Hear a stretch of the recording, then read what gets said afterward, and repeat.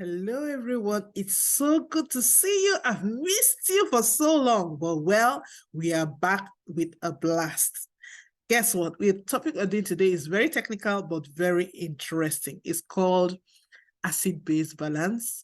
And we have added a feature that will make it more interesting called Fun Facts that tells you a lot of things you didn't know about this topic. Please, like I always say, help us to like, share, comment, and subscribe to our videos so that you can get more content.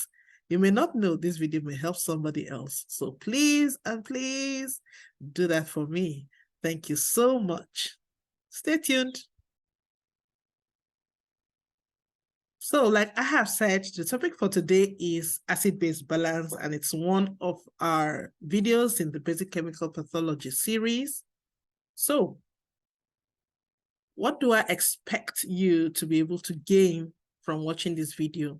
You should be able to define terms such as acids, bases, buffers. You should also be able to tell us the importance. Why do we need acid-base balance? And also the mechanisms that help us to maintain acid-base balance, and then the acid-base balance and the disorders that are associated with it. So, fun fact! Do you know that without an effective acid-base balance system, human beings will be walking vessels filled with acids? Yes, it's true. That's because you produce 15 to 20 moles of hydrogen ions every day. And guess what? We need only 36 to 46 nanomoles. You're talking a billionth of what you're producing. That is amazing. That is mind-blowing. So how does God help us to keep this thing in check so that we don't touch our loved ones and burn them up? Wait and see.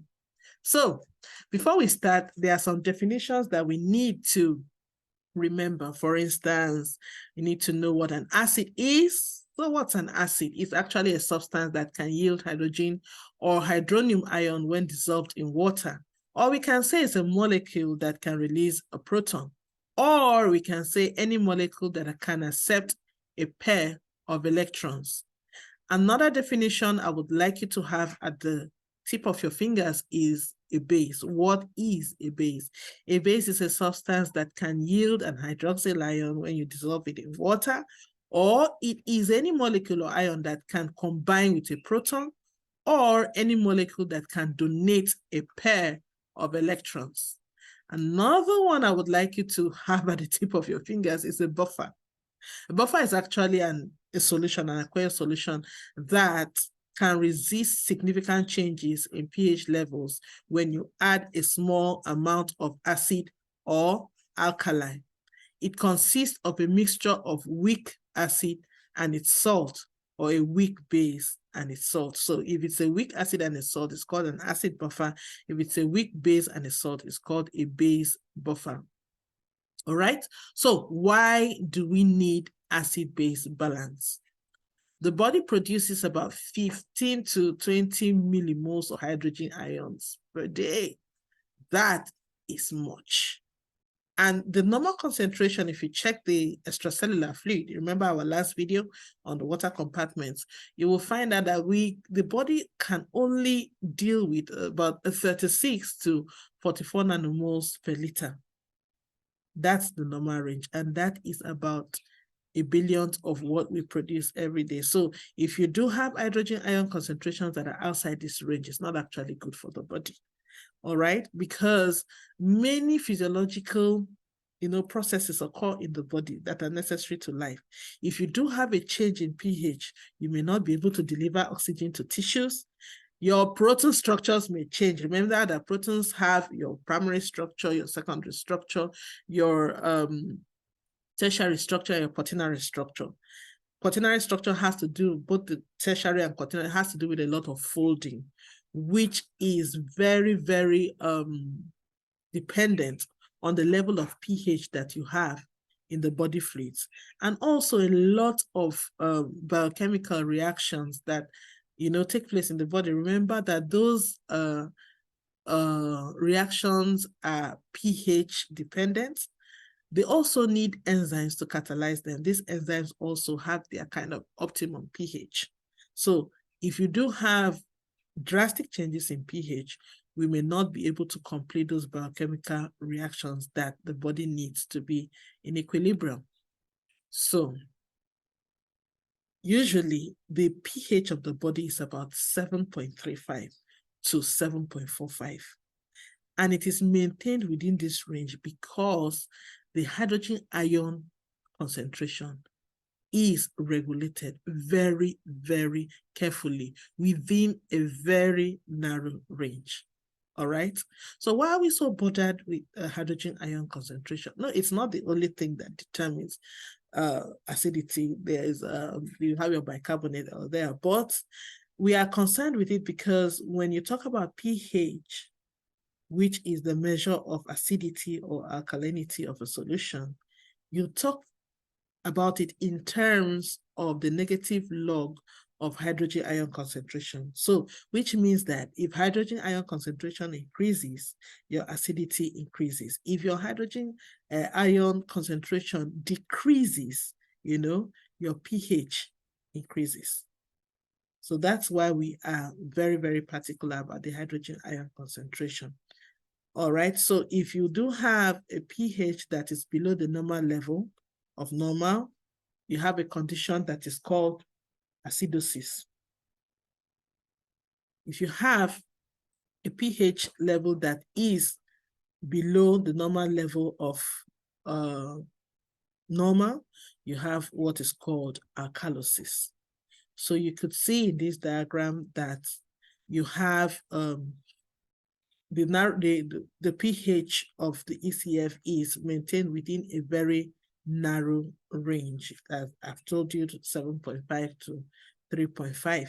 All right. So if you do have your pH falling below 7.45, you have what's called acidosis. And it's deadly because the central nervous system can be affected. The individual may go comatose. Your cardiac contract, your heart will not even be able to contract as it should contract. And remember that if your heart is not contracting, that means it's failing. Besides that, you could also have a drastic drop in blood pressure. So you may also have a circulatory collapse. On the other hand, if the pH of the plasma rises above 4.5, you could have alkalosis, all right? So alkalosis is actually less common when compared to acidosis, but it's also dangerous because it also has its own problems.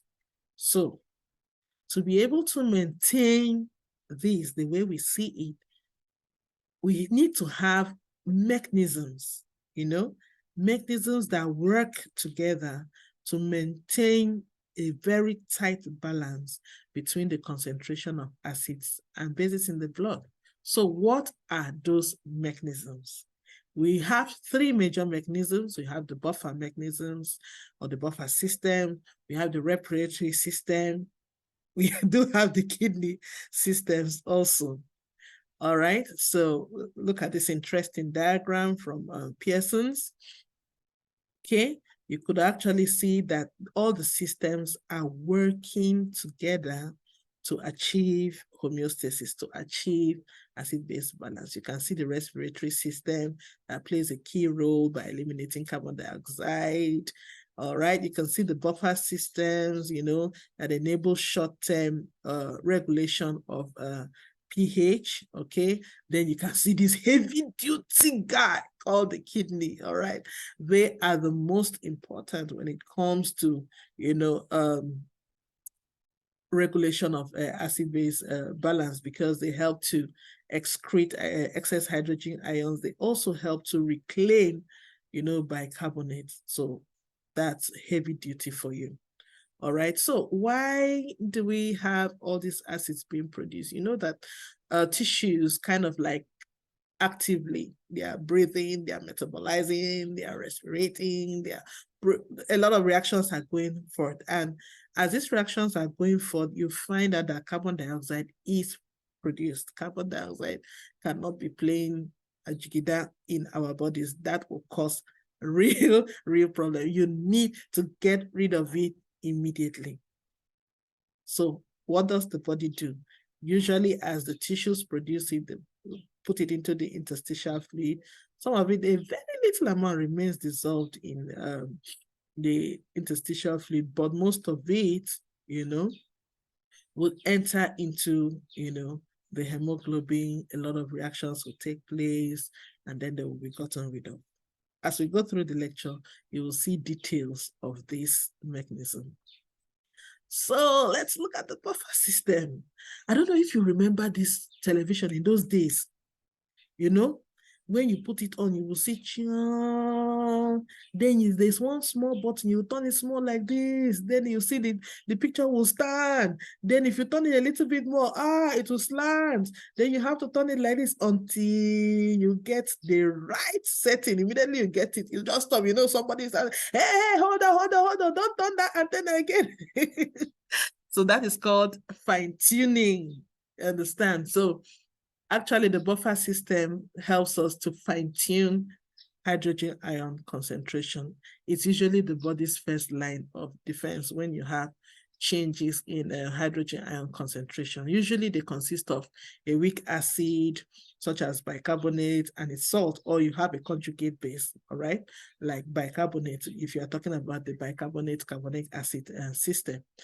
The bicarbonic acid system has your bicarbonate on the one hand, which is your conjugate base, and your carbonic acid, which is a weak acid because it does not completely dissociate into hydrogen ion and bicarbonate. Usually, sorry guys, but I'm going to do this, they dig on you. Usually I refer to when I'm teaching my students, I tell them that carbonic acid is like a stingy guy that has so much money, and will never release enough, for his spouse or his babe to take care of themselves. They have enough money, but they will never release that money for you to be satisfied. So bicarbonic acid is a weak acid because it cannot completely dissociate and give out your hydrogen ions. Sorry, guys. It's just an example. So what happens when an acid is added to that system, the buffer system? The bicarbonate will combine with the hydrogen ion from the acid to form carbonic acid, which is a weak acid. So it helps to mop up the hydrogen ion. On the other hand, if you add a base to, the solution, the carbonic acid in that system will combine with the hydroxy ion to give you bicarbonate, all right, and water. So in that way, it is able to take care of changes in pH when an acid or a base is added to an aqueous solution. So, fun facts again. Do you know that if you have a glass like this beaker of distilled water, all right, and you add just one drop, only one drop of 0.01 normal HCl, do you know that the pH will drop immediately to 7? Yes, it's true. But if you do use a buffered solution, okay, you will have to drop 500 of those 0.01 normal HCl drops in that same amount of water or of the solution before you will have this kind of drastic change. If you add just one drop, no change. 2 drops, no change. 3 drops, but you have to add 500 drops, which is about 25 mils, for you to see this kind of change that you're seeing here. So you can see how important the buffered solution is. All right, so we do have 3 major buffer systems. You have the carbonic acid carbonate buffer system, you have the protein buffer systems, and the phosphate buffer systems. These are found in different locations in the body and have their different work cut out for them. So you can see the body's 3 major systems, the buffer systems. You can see, I think the last video we dealt with intracellular fluid and extracellular fluid. So in the intracellular fluid, you will see buffers like the phosphate buffer system, where it helps in buffering the pH of the ICF as well as that of urine. You could also see protein buffers in the intracellular fluid because they contribute to regulation of pH both in the ECF and the ICF. You know that at the pH of blood, most of the protein are ionized, negatively charged. So they can actually act as buffers. So under the protein buffers, you have your hemoglobin buffer systems, which you find in red blood cells only. You should know that now. Hemoglobin is a red blood cell. Then amino acid buffers, where you find in all proteins, and then the plasma protein buffers, you find that in plasma. Okay, then the carbonic acid bicarbonate buffer system is the most important buffer system that you see in the ECF. It helps to maintain the pH in the ECF. All right. So let's look at the carbonic acid bicarbonate buffer system. It is the most abundant buffer system in the body. It takes care of about 80% of the buffer systems in the body, and its primary function is to help protect against the effect of organic and fixed acids generated through metabolic activity. For instance, if you are doing a lot of exercise, that's heavy duty exercise, you produce a lot of lactic acid, okay? What the carbonic acid buffer system does is that it helps you to mop up the acid, generated by that lactate or lactic acid, so that you don't have what is called lactic acidosis.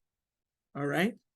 Another case, I think, if you are diabetic and you enter into ketosis, you produce a lot of ketone bodies, some of which are acidic in nature. So the bicarbonate carbonic acid buffer system helps to mop that up to a certain extent until it is overwhelmed. So in effect, what happens is that the hydrogen ion that are released by these acids are eliminated by the lungs. Okay, we'll get to know that. So how do protein buffers function? Like I told you, at normal pH, the proteins are negatively charged because the carboxyl group of most amino acids have released their hydrogen. So they are like negatively charged. So if you have hydrogen ions being added to the system, what happens is that the carboxylate ion as well as the amino group of free amino acids can act like weak bases and accept additional hydrogen ions, thereby forming a carboxyl group, forming an amino group, and all that. Even the RH groups also can accept, some RH group can accept hydrogen ions. So this is its own mechanism. The last buffer system I will take care of is the phosphate buffer system, and it's very important in the ICF and in the kidney where urine is made. Because of its low concentration in the plasma, it's not really that important. Like I said, the bicarbonate carbonic acid buffer is the most important in the plasma. And what it consists of a dihydrogen phosphate ion, which acts as the hydrogen ion donor, as well as the hydrogen phosphate ion, which acts as the hydrogen acceptor, which is the base. So if you add acid into a system, you see what happens, and all that. So what are the events involved in the function of the hemoglobin buffer system? Usually, why I want to take this on a personal note is that it's very important for us to know this mechanism because of the respiratory system we are going to deal with. Like I said, the hemoglobin buffer is very, very important in acid-base balance by the respiratory system. This is because, like I said before, that when bicarbonate is produced by tissues, okay, it has to be gotten rid of. If not so, the person becomes poisoned. Okay, a little of it is dissolved. Okay, it has dissolved CO2 in the interstitial fluid, but a lot of it, more than 90% of it, goes into cells. All right, in the cell, water reacts with carbon dioxide under the effect of carbonic anhydrase to form carbonic acid, okay? Which then, under also the effect of carbonic anhydrase, is broken down into bicarbonate and hydrogen ion. The hemoglobin, having after dropped its oxygen at the tissues, is now free to pick up hydrogen ions, all right? So when this same red blood cell gets to the lungs, okay, what happens is that the reverse reaction takes place. Sorry, I forgot something. When this bicarbonate is formed and this hemoglobin picks up hydrogen ion, what happens is that the bicarbonate moves out of the cell, okay, while chloride moves into the cell to maintain electrical neutrality. That is called the hamburger's effect. All right. So when this same red blood cell gets to the lungs, where the oxygen tension is different and the hemoglobin has to pick up oxygen, well, so hemoglobin releases this hydrogen ion and it binds to bicarbonate. Remember? So you have a reverse action taking place. So all this happens under the effect of a carbonic anhydrase. Carbonic acid is formed and it breaks down into water and CO2. CO2 enters into the alveoli and is released with exhalation. The hemoglobin is now free to pick up oxygen and is carried back to the tissues where the same cycle, continues. So this is how that functions. So if we do understand that, that buffer is highly used in the respiratory system, and the respiratory system adjusts pH using carbon dioxide, all right? So when you expire or exhale, carbon dioxide is projected into the environment, all right? So due to the carbon dioxide, going through all those processes I've explained, you can actually adjust pH by either increasing ventilation or decreasing ventilation. For instance, if hydrogen ion concentration or hydrogen ion concentration is high, you need to get rid of carbon dioxide. So you will find the breathing increasing because you need to get rid of carbon dioxide. But in the reverse case, you have the breathing decreasing, because you need to conserve carbon dioxide and make acids inside the body. So you have that, what do we call it? You have that modification occurring. So the kidneys, like I said, are the heavy duty.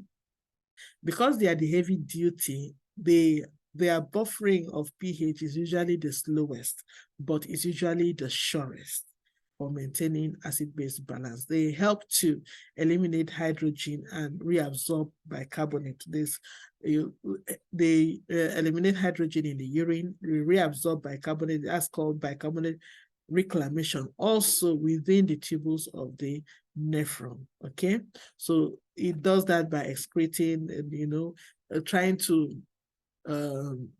regulate how much acid is excreted, how much bicarbonate is taken back, all right? So if there's a lot of acid or acidosis, you will find out that a lot more hydrogen will be excreted while a lot more bicarbonate will be reclaimed. And you find out that if there's alkalosis, a lot less bicarbonate will be reclaimed and a lot more hydrogen ion will be reabsorbed back into the body. So, having known all this, we come to acid-base imbalance. All right? When you do have situations where somebody takes an acidic, compound, or you have a situation or a condition or a disorder that increases, acid production, or you have a situation where hydrogen ion should have been eliminated, that particular mechanism or that particular pathway is blocked. Okay, all these can lead to changes, in acid-base balance. Also, if you have a situation where your base, like your bicarbonate, which is the base that the body uses, if there's decreased, production of bicarbonate, you could also have acid-base imbalance.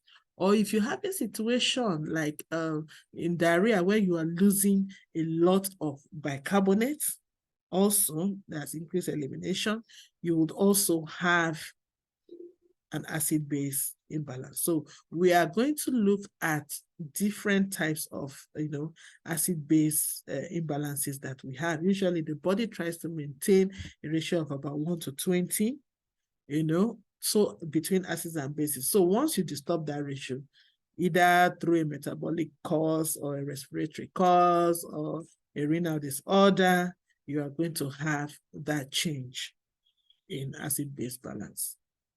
So there are different types of acid-base imbalance or disorders. We do have metabolic acidosis, we have metabolic alkalosis, we have respiratory acidosis, we have respiratory alkalosis. There are even situations where you may even have mixed metabolic and respiratory disorders together. We will look at all of them. So the first one we are going to look at is metabolic acidosis.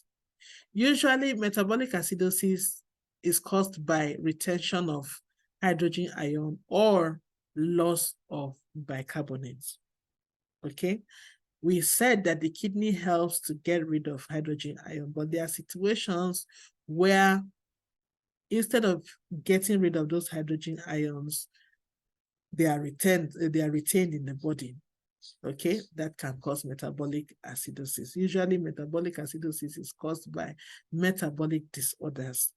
Okay, if you also have a situation like ketoacidosis, whether it is ketoacidosis due to starvation or whether it is ketoacidosis due to diabetes mellitus, in that condition, you have excess production of ketoacids, which are acids in nature, acidic in nature. So you also have metabolic acidosis. Like I said, you see this in diabetes mellitus or starvation. Sometimes when you're hypoxic, also you will have lactoacidosis. All these things, the ketoacids, the lactoacids, and all other organic acids that are produced in some metabolic conditions usually consume bicarbonate. When the bicarbonate system is trying to buffer it, they consume up the bicarbonate and they can lead to metabolic acidosis.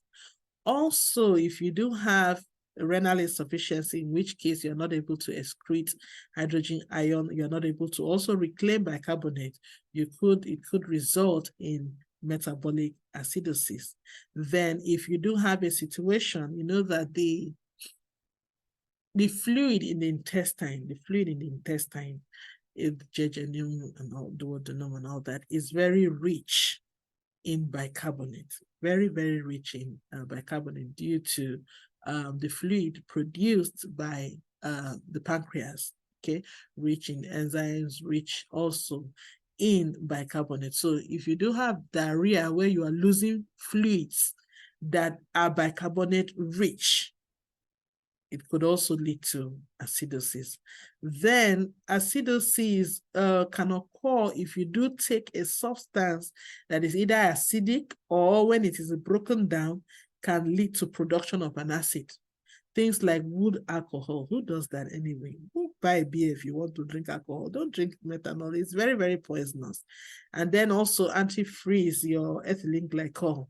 I heard that thing is in toothpaste. And some children specialize in sucking toothpaste, that can also cause metabolic acidosis when it is broken down. So warn your children, toothpaste is for brushing. Toothpaste is not an alternative for sweets. All right. Then large doses of aspirin, salicylic acid. So if you have salicylic poisoning, because of the acidic nature of the drug, part of it, the acid-base disorder that manifest is metabolic, acidosis. That is the first part. And then you could also have respiratory alkalosis because salicylate has a way of stimulating the respiratory center to cause hyperventilation. We'll go to that when we reach respiratory alkalosis. Okay, so another type of acid-base disorder or imbalance is your metabolic alkalosis. So anything that makes you to lose hydrogen ions or increases bicarbonate can lead to metabolic alkalosis. So anything that makes you lose hydrogen ion, let's think, what can make you lose hydrogen? Okay, the stomach is very rich in HCl.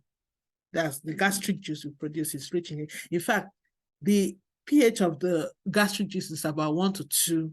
1 to 2, yes, the pH is about 1 to 2. So if you vomit, you are going to lose a lot of HCl, which is rich in hydrogen oil, and also you will lose chloride also. So this will cause a concomitant rise in blood plasma bicarbonate, okay?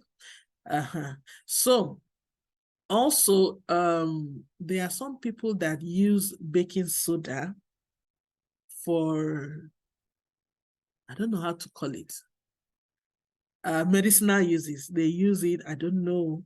I know some people use it to brush their teeth. Some people use it for acid burn. Some other people use it for some other kinds of things. And, sometimes they don't know the dose and they consume this thing in very large amounts. It's very surprising, but it happens. So in such a case, because the baking soda is basic in nature, metabolic alkalosis can be developed. Some other things like there's something my dad used to drink in those days. I think they call it antacids, Maxil and co. Some of those antacids are very sweet. So when children get hold of it, they think some of it tastes like bobo. So before you leave your room and come back, your child has finish downloading one full bottle, especially that big one. Or things like Maxil, Relsa, all those is antacids. That can actually result into metabolic, alkalosis. All right. I didn't tell you that I drank when I was small. I'm not confessing anything. All right. So in addition, if you do lose a lot of fluids, and electrolytes like sodium or potassium, it actually affects the kidney's ability to maintain acid-base blood balance because of the function of the kidney. So for instance, if you do lose a lot of sodium, you could have metabolic alkalosis. If you do have an adrenal gland that is overproducing aldosterone, all right, you could also result in metabolic alkalosis, okay? Or you use diuretics. Diuretics are drugs that are given to people to enable them to urinate. Examples include, I think, thiazide, furosemide, and all those other things. With time, the prolonged use of them can result in alkalosis. All right, so respiratory acidosis develops when you have inadequate ventilation. I don't know if you've ever been in a situation where somebody grabs your neck, your eyes are bulging, you cannot see, you cannot breathe, it's like a blackout is almost occurring. Usually anything that does not allow you to breathe well will result in respiratory acidosis, like conditions like chronic obstructive pulmonary disease, severe pneumonia, heart failure, asthma, all those things that don't allow you to breathe will result into respiratory acidosis.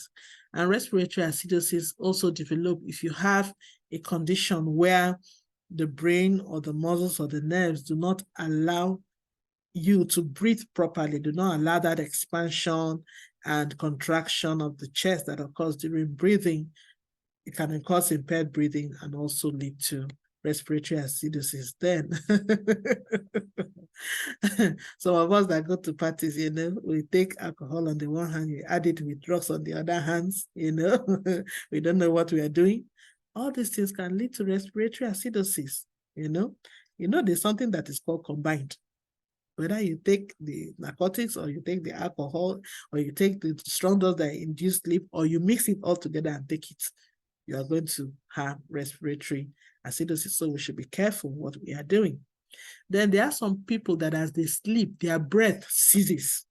I don't know if it has ever occurred to you or somebody has told you, as they are sleeping, their breath ceases. Sometimes their breath can cease long enough for them to have this temporary respiratory, acidosis. Then respiratory alkalosis, okay? So usually if you have respiratory alkalosis when you have too much carbon dioxide in that is eliminated from the system, and where would you find this kind of condition? There are some people that, okay, for instance, somebody close to you dies and you cry. This is not this kind of cry that you cry. That is called hysteria. Sometimes something happens to you. I remember the day thief entered my house and entered my room. Oh boy, anxiety, can make you to hyperventilate. Fear, the fear alone will remove more than life from it, So anxiety, hysteria can also cause respiratory, alkalosis. Also, metabolic causes such as pain can make you hyperventilate. Low levels of blood, oxygen in the blood, fever, aspirin overdose can cause you to hyperventilate, okay? So all this can lead to respiratory alkalosis.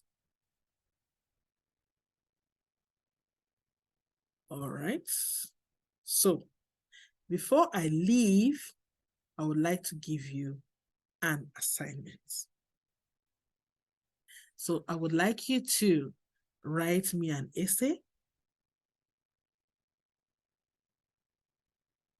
Wow, it's like some of you don't want this assignment, but the assignment has to be done.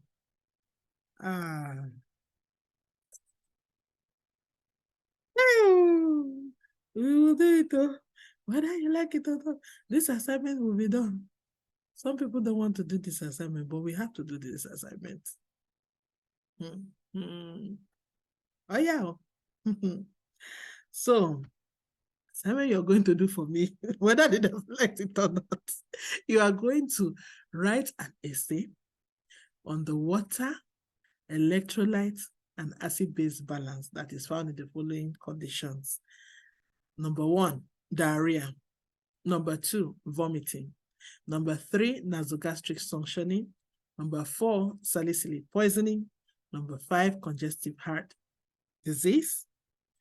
Drowning, renal tubular acidosis, Addison's disease, Cone syndrome, sickle cell disease, massive blood transfusion reactions, diabetic ketoacidosis, as well as ethylene glycol poisoning. Thank you so much. It has been so interesting being with you. I'm going to miss you as this video stops. Like I always say, you are my most valuable players. And please don't forget to subscribe. Don't forget to like. Don't forget to share. Somebody else may need this lecture. Don't forget to share. And finally, I want to say thank you to fppt.com. Your slides are awesome and they are free. Thank you so much for use of your slides. Bye-bye. So I will see you next week and get your assignments. Bye. Take care of yourself. Bye. Bye.